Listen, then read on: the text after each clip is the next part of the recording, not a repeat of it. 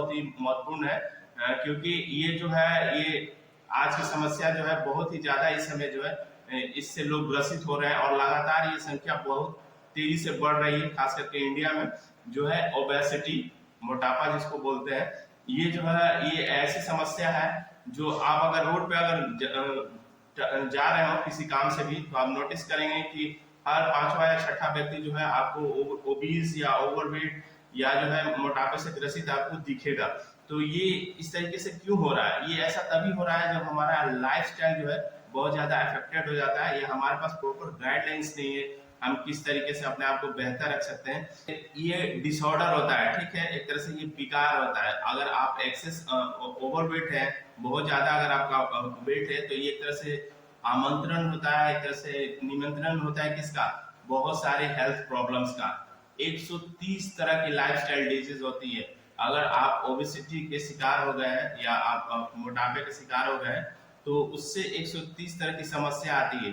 और दिक्कत ये होता है कि समस्या हमें एहसास तब होता है जब हम उससे 70% जो है ग्रसित हो चुके होते हैं, मतलब कि हमारे ऑर्गन जो है ऑलमोस्ट 70% जो है उससे जो है डैमेज हो चुके होते हैं।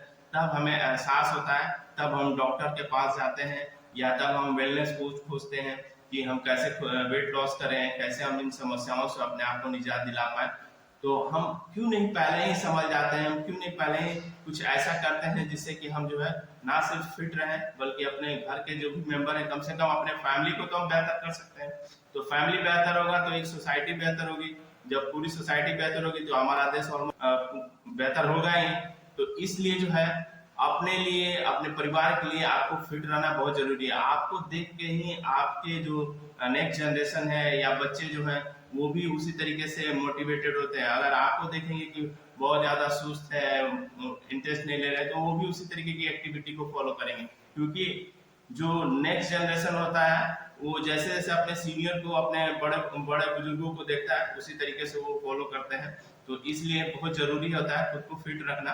तो इसके बहुत सारे रीजन है ओबेसिटी होने की। बहुत ज्यादा एक्सेसिव फूड कंज्यूम करना, कहने का मतलब कि जितनी हमें हमारी रोज की आवश्यकता होती है उससे ज्यादा हम खाना खा रहे हैं, ठीक है, मतलब कि कैलोरी इंटेक बहुत ज्यादा है। उसके कंपैरिजन में जो है हमारा फिजिकल एक्टिविटी या दिनचर्या जो है बहुत ही आरामदेह है, या यूं कहे कि एक्सरसाइज वगैरह भी हम नहीं कर रहे हैं। तो क्या हो रहा है कि हम जितना भी खाना खा रहे हैं तो उससे क्या होता है हमारा शरीर जो है एनर्जी प्रोड्यूस करता है। एनर्जी उसको मेटाबॉलिक एक्टिविटी के थ्रू जो है उससे एनर्जी लेता है, और उस एनर्जी को क्या करता है कि वो शरीर के किसी न किसी अंग के पास या किसी न किसी बॉडी पार्ट के पास क्या करता है, स्टोर करना शुरू कर देता है।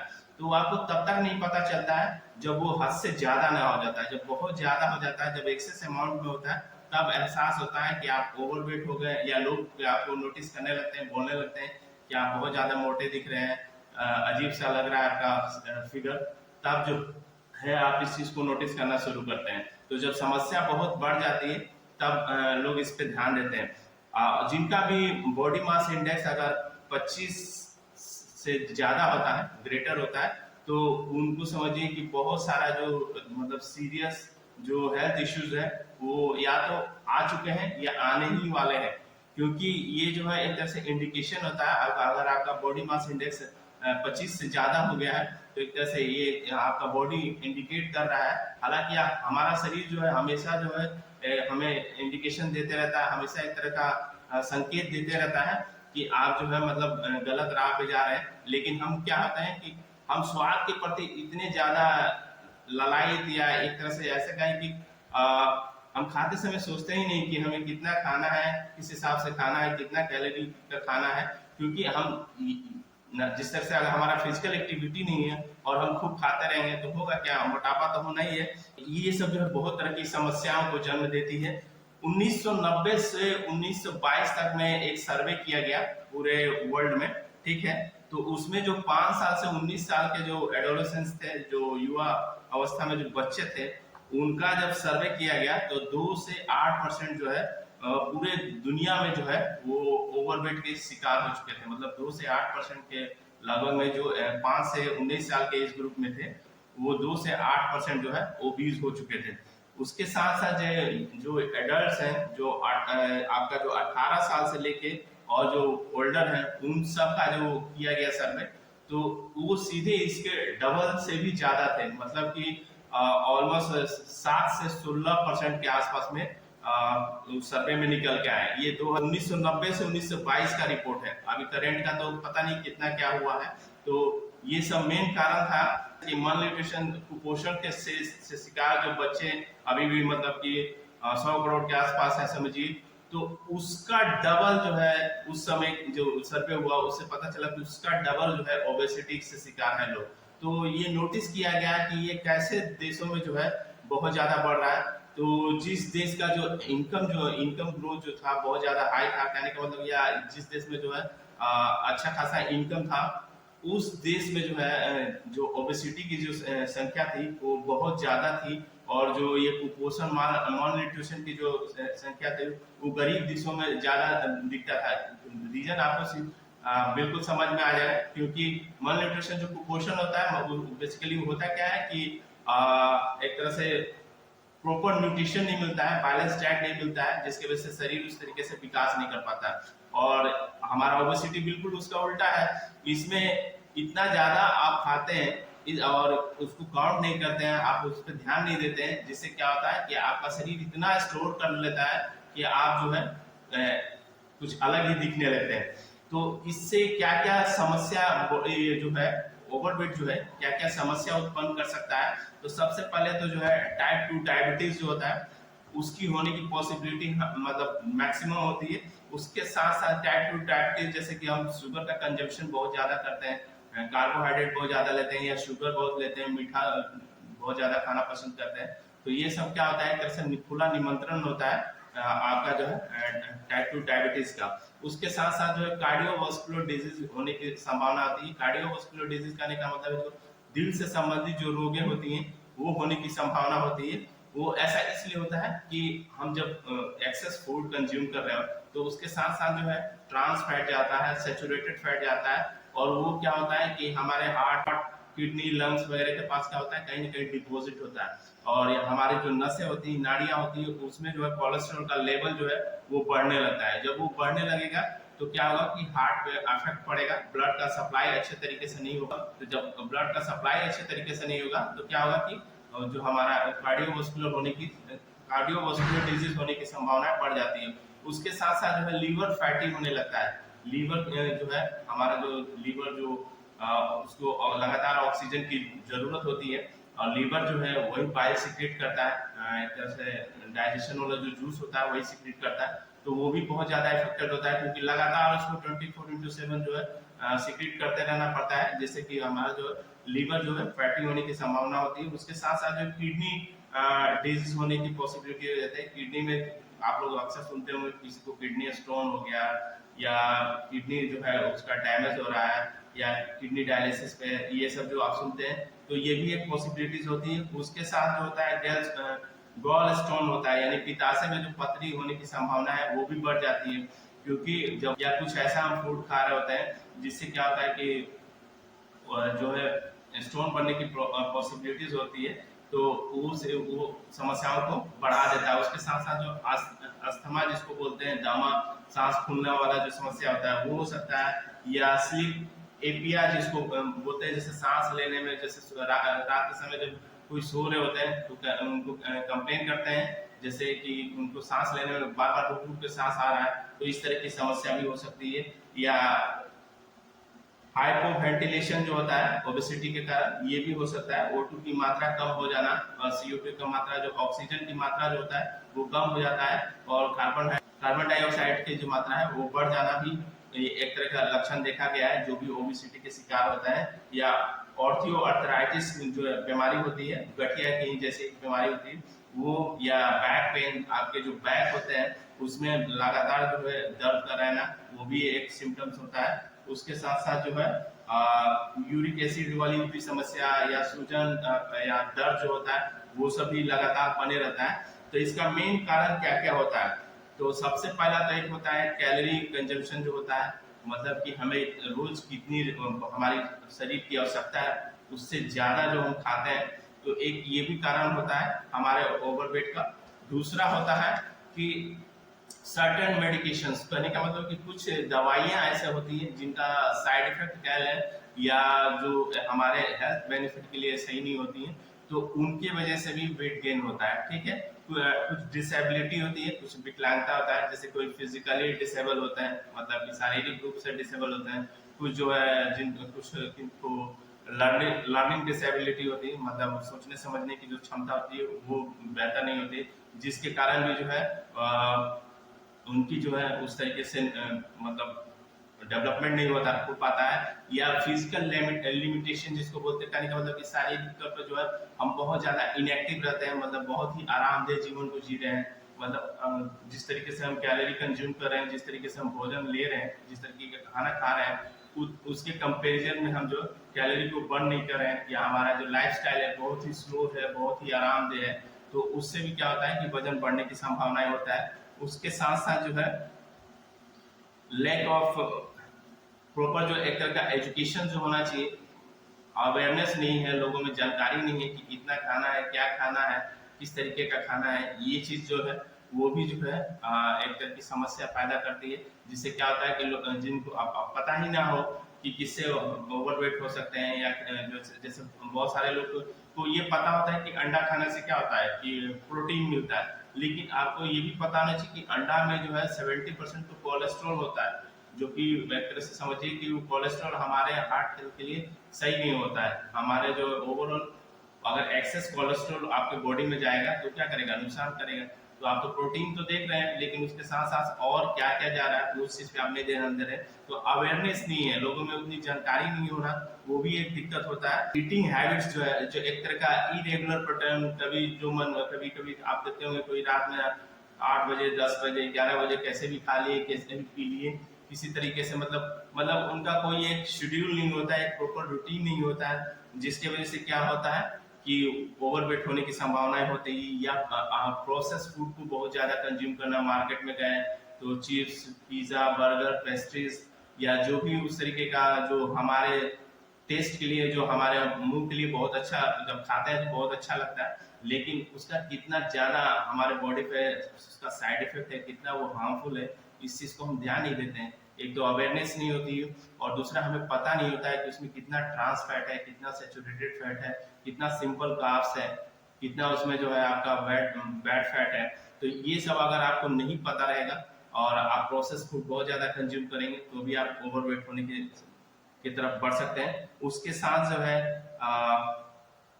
प्रॉपर अमाउंट पे जो है हम पानी जो है उसका यूज नहीं करते हैं, जितना हमारी बॉडी की रिक्वायरमेंट होती है रोज की जितना पानी की आवश्यकता होती है उतना पानी हम नहीं लेते हैं। बढ़ाता है, क्योंकि आपका पानी जो है बहुत तरीके के जो है हेल्थ बेनिफिशियल होता है। कभी जो साथ साथ जो है बहुत सारे लोग जो होते हैं एडिक्टेड होते हैं अल्कोहल का, या कोल्ड ड्रिंक्स वगैरह का, या कुछ ऐसे जो शुगरी सब्सटेंस होते हैं, जैसे जो जिसमें बहुत ज्यादा शुगर का यूज किया जाता है।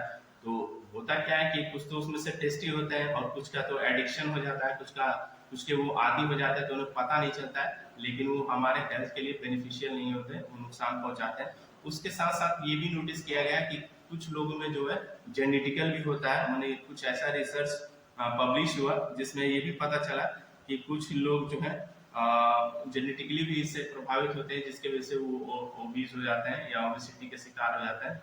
और लैक ऑफ फिजिकल एक्टिविटी में जैसे आजकल क्या हो रहा है कि लोग, आजकल जो बच्चे हैं या बड़े भी, आजकल बहुत समय उनका जो है स्क्रीन पे ही रह जा रहा है, या तो टीवी, लैपटॉप या डेस्कटॉप, या जो है और भी जहाँ पे बैठ के कोई कोई तो दिन दिन भर न्यूज सुन रहा है, तो उसमें उनका क्या फिजिकल एक्टिविटी हो रहा है। उसके साथ साथ जो है कोई दिन दिन भर क्रिकेट देख रहे हैं, या वीडियो गेम खेलना, या मोबाइल पे जो है और चैटिंग वगैरह, या लैपटॉप पे जो है किसी तरह का मूवी वगैरह देखना, तो इससे क्या हो रहा है, हम लेस फिजिकली एक्टिव हो रहे हैं, मतलब कि हमारा एक्टिविटी जो है इन कंपैरिजन टू जिस तरीके का हमारा फूड कंजम्पशन है उसके रिलेटिवली हम जो है हमारा एक्टिविटी जो है बहुत ही एक तरह से कहिए तो बहुत कम हो जा रहा है, जिसके वजह से क्या हो रहा है, हमारा शरीर तो है वो तो काम करेगा ही, उसको एनर्जी मिलेगा तो वो स्टोर करेगा ही। तो बहुत सारे लोग शिकायत करते हैं कि सर मेरा वेट लॉस हुआ और फिर से गेन हो गया, तो उसका बेसिकली रीजन ये है कि आपको खाना छोड़े नहीं, खाना तो खा ही रहे हैं, तो खाना खा रहे हैं, एक्सरसाइज क्यों छोड़ दिया, एक्सरसाइज करते रहे, और किस तरीके का खाना खाते रहना है ताकि आप खुद को बैलेंस रखें। इन सब चीज़ों की अगर आपके पास जानकारी नहीं होगी तो आपका वेट ऑब्वियस है फिर से बढ़ेगा। तो ये सब भी होता है। उसके साथ साथ होता है क्या, लैक ऑफ स्लीप। कहने का मतलब कि आप अगर प्रॉपर नींद नहीं लेते हैं, जो आपका 7 से 8 घंटे का जो नींद होता है, उसमें क्या होता है जब आप नींद में होते हैं ना, तो उस समय आपका शरीर जो है खुद को रिकवर करता है। जहाँ पे भी जो मसल्स टूटते हैं, टिश्यूज टूटते हैं, वो रिकवर होते हैं। हमारे इम्यून हेल्थ जो है उस समय आइडेंटिफाई करता है, मैंने पहचानने की कोशिश करता है कि हमारे शरीर के अंदर में कोई पैथोजन तो नहीं है, कोई बैक्टीरिया वायरस तो नहीं घुस गया है, तो उसको डिस्ट्रॉय करने की कोशिश करता है। हमारा ब्रेन जो है अपने आप को रिफ्रेश और जो है एकदम शांत करता है। कभी भी आप उठेंगे जब सो के, तो आप देखेंगे आपका माइंड बिल्कुल शांत रहता है और आप एकदम रिफ्रेशमेंट फील करते हैं, अगर अच्छा नींद आपने लिया तो वो क्या होता है, बॉडी जो खुद को सोते समय जो है एक तरह से फिर से रिसाइकलिंग करता है, खुद को फिर से रिकवर करता है, ताकि नेक्स्ट डे जो है आप अपने आप को और बेहतर ढंग से एक्टिव रख पाए। ठीक है। एक और भी रीजन होता है स्ट्रेस। अगर आप स्ट्रेस बहुत ज्यादा लेते हैं, तनाव बहुत ज्यादा लेते हैं, तो वो क्या करता है कि वो एक तरह का हार्मोन रिलीज करता है जिसका नाम होता है कॉर्टिसोल। कॉर्टिसोल हार्मोन क्या होता है कि वो आपके हंगर को जो है एक तरह से वो बढ़ा देता है। जिसमें होता है क्या कि जो शुगरी जो फूड्स होते हैं जिसमें कि हाई शुगर होता है, वैसे फूड जो है आपको खाने में बहुत अच्छा लगता है और आप बहुत ज़्यादा कंज्यूम करने लगते हैं, बहुत ज़्यादा खाने लगते हैं, जिससे क्या होता है कि आपके अंदर जो है एक्स्ट्रा फैट डिपॉजिट होने लगता है। ये भी एक कारण होता है। कुछ हेल्थ इश्यूज के कारण भी होते हैं, जैसे कि मेटाबॉलिक सिंड्रोम होता है, कुछ ऐसी बीमारियां होती हैं जिसके कारण भी जो है वजन बढ़ता है, या पॉलिसिस्टिक ओवरी सिंड्रोम होता है जिसके साइड इफेक्ट से भी जो है ओवरवेट लोग हो जाते हैं। ठीक है। या फिर मेंटल इश्यू, किन्हीं को जो मानसिक तौर पे जो है किसी तरह की कोई विकार है, किसी तरह की विकृति है, उसके वजह से हो जाना। या फिर एंजाइटी डिप्रेशन जो होता है, ये भी जो है ना एक तरह से एक्टिवेट कर देता है प्लेजर को हमारे अंदर में, जो है एक तरह से प्लेजर को एक्टिवेट कर देता है। तो जब हम एंजाइटी में होते हैं, जब बहुत ज्यादा हम कहने का मतलब चिंता में होते हैं या डिप्रेशन में जो होते हैं, एक तरह से उदास होते हैं बहुत ज्यादा, तो उसमें क्या होता है कि हमारे शरीर में जो एक तरह से एक्टिवेट हो जाता है प्लेजर वाला। वो क्या होता है, जब हम खाते हैं तो हमें खाने में बहुत मन लगता है और हम लगातार खाते चले जाते हैं, एहसास ही नहीं होता है, जिससे क्या होता है कि उससे भी वेट बढ़ने की संभावना होती है। तो हम ऐसे खुद को बेहतर रख सकते हैं। तो सबसे पहले तो कोशिश कीजिए कि बैलेंस डाइट लीजिए, जो संतुलित भोजन है उसको लीजिए। आप जो दोपहर का जो लंच कर रहे हैं तो उससे आधा घंटा पहले आप उसके साथ जो है सैलेड यूज कीजिए, सलाद खाइए। कम से कम आधा घंटा या 10 मिनट पहले खाइए। उससे क्या होगा कि उस आपको बॉडी को प्रॉपर फाइबर मिलेगा, विटामिन मिनरल्स मिलेगा, जो आपके डाइजेशन में बहुत ज़्यादा हेल्पफुल होगा। सैलेड ले सकते हैं, कुछ फ्रूट्स वगैरह कंज्यूम कर सकते हैं, खा सकते हैं, वो ज़्यादा बेहतर होगा। एक बैलेंस डाइट लीजिए। उसके साथ साथ नींद पूरा लीजिए। आपका जो नींद है 6 से 7 घंटे का, उसको कंप्लीट कीजिए और कम से कम स्ट्रेस लेने की कोशिश कीजिए। आज के समय में स्ट्रेस तो आएगा ही, ऐसी बहुत सारी समस्याएं, ऐसे बहुत सारे काम हैं जो ऐसे ही पड़े हुए हैं, जो बहुत अच्छे तरीके से नहीं चल रहे हैं, तो उसका स्ट्रेस अलग होता है, किसी तरह का रिलेशनशिप का स्ट्रेस अलग होता है। तो उसको कम से कम उसको मिनिमाइज करें, उसको उतना फोकस ना करें, वो भी बहुत ज़्यादा कारण होता है आपके वेट को बढ़ाने का। उसके साथ साथ जो है ओवर ईटिंग से बचे। अगर खाना बहुत टेस्टी है, लेकिन बहुत टेस्टी फिर भी आपको मन कर रहा है कि और खाएं, तो कोशिश करें कि उसको अवॉइड करें, क्योंकि ओवर ईटिंग भी है। अगर आप ओवर ईटिंग कर रहे हैं तो उतना ज़्यादा आपको कैलोरी बर्न भी करने की आवश्यकता है। अगर नहीं करते हैं तो कहीं ना कहीं आपके बॉडी में स्टोर होगा। उसके साथ साथ जो है अनहेल्दी या प्रोसेस फूड को अवॉइड करें। वो सब अगर आप नहीं लेते हैं तो आप एक हेल्दी लाइफस्टाइल को एंजॉय कर सकते हैं। और सबसे अमेजिंग हमारा हर्बा लाइफ का जो न्यूट्रिशन होता है, जो सप्लीमेंट होता है, वो पूरी तरीके से साइंटिस्टों ने बॉडी को ध्यान में रख के ही डिजाइन किया है। इस पे 350 साइंटिस्ट जो पीएचडी होल्डर हैं, तो उनके द्वारा डिजाइन किया गया है ताकि हम एक्स्ट्रा कुछ ना लें शरीर में और हमारा शरीर बेहतर ढंग से काम कर पाए। तो आप हर्बा लाइफ का न्यूट्रिशन यूज कर सकते हैं। सबसे पहले तो आप एफ्रेश यूज कीजिए। एफ्रेश ना सिर्फ आपके बॉडी को डिटॉक्स करता है, बल्कि एक एनर्जी प्रोवाइड करता है, एक ऊर्जा प्रदान करता है। तो आप एक्सरसाइज करेंगे तो आप एक्सरसाइज बहुत अच्छे ढंग से कर सकते हैं। जब एक्सरसाइज बहुत अच्छे ढंग से करेंगे तो आपके शरीर से कैलोरी अच्छे तरीके से बर्न होगी। जब कैलोरी अच्छे तरीके से बर्न होगी तो जो मसल्स टूटेंगे वो अच्छे तरीके से रिकवर करेंगे। तो आप फ्रेश यूज कर सकते हैं। उसके साथ साथ बेसिक न्यूट्रिशन आप यूज कर सकते हैं। तो बेसिक न्यूट्रिशन क्या होता है? तो बेसिक न्यूट्रिशन में आपका कार्बोहाइड्रेट, प्रोटीन और गुड फैट्स होता है, ठीक है। तो इसमें कितना कार्बोहाइड्रेट आपको लेना चाहिए, कितना आपको प्रोटीन लेना चाहिए, कितना गुड फैट्स लेना चाहिए, उसी हिसाब से इसको साइंटिस्टों ने डिजाइन किया है। ये किसी तरह की कोई मेडिसिन नहीं है, मैं पहले ही क्लियर कर देना चाहता हूँ। ये न्यूट्रिशन है जो हमारे हेल्थ के हिसाब से इसको बनाया है साइंटिस्टों ने, और लगातार क्लिनिकली इसका मतलब क्लिनिकली प्रूवन है, और लोगों से फीडबैक भी लिया जाता है। जो भी इसके एसोसिएट्स होते हैं या जो भी और भी जो कंज्यूमर होते हैं, उनका भी फीडबैक लिया जाता है कि किस तरह का उनके बॉडी पर इसका इफेक्ट हो रहा है। उसके साथ साथ जो है आप मल्टी विटामिन का यूज कर सकते हैं। मल्टी विटामिन जो होता है, ये आपके बॉडी को एक तरह से स्ट्रेंथ देता है, एक तरह से पावर देता है, रोगों से लड़ने की क्षमता देता है, और आपको ओवरऑल जो आपके हेल्थ में बहुत ज्यादा सपोर्टिव होता है, आपके हेल्थ को बहुत अच्छा रखता है। उसके साथ साथ जो अगर कैल्शियम आप यूज करते हैं, कैल्शियम या ज्वाइंट सपोर्ट, तो ये आपकी हड्डियों को मजबूत रखते हैं, प्लस आपके ज्वाइंट्स जो होते हैं, जो जोड़े होते हैं, अगर वो सुचारू रूप से काम करें तो आप फिजिकली बहुत एक्टिव हो सकते हैं। ना एक्सरसाइज में ओनली, आप डांस वगैरह या वॉकिंग या किसी तरह की कोई भी फिजिकल एक्टिविटी है, आप बहुत अच्छे तरीके से कर पाएंगे। आपकी हड्डियां मजबूत रहेगी, टूटने का डर नहीं रहेगा, ठीक है। उसके साथ साथ जो है आप लाइफ लाइन का यूज कर सकते हैं, क्योंकि हमारा दिल जो होता है वो 24/7 वर्क करता है, 24 घंटा लगातार ये जो है ब्लड का फ्लो करते रहता है आपके ऑर्गन्स तक। तो इसको भी क्या है, जरूरी है सही न्यूट्रिशन का। अगर आप सही न्यूट्रिशन देते हैं तो ये अच्छे तरीके से काम करता रहेगा। तो आप लाइफ लाइन का यूज कर सकते हैं, जिसको ओमेगा 3 भी कहते हैं, ठीक है। इसी तरीके के और भी बहुत सारे न्यूट्रिशन आते हैं। अपने कोच से बात करेंगे, आपकी जैसी समस्या है आप उस हिसाब से अगर उनसे बात करेंगे तो आपको अच्छे तरीके से गाइड करेंगे, और उन सारे न्यूट्रिशन को आप लेंगे तो ये क्या करते हैं, एक तरह से सपोर्ट करते हैं बॉडी को कि वो शरीर अपने आप को बेहतर से बेहतर रख पाए। तो उम्मीद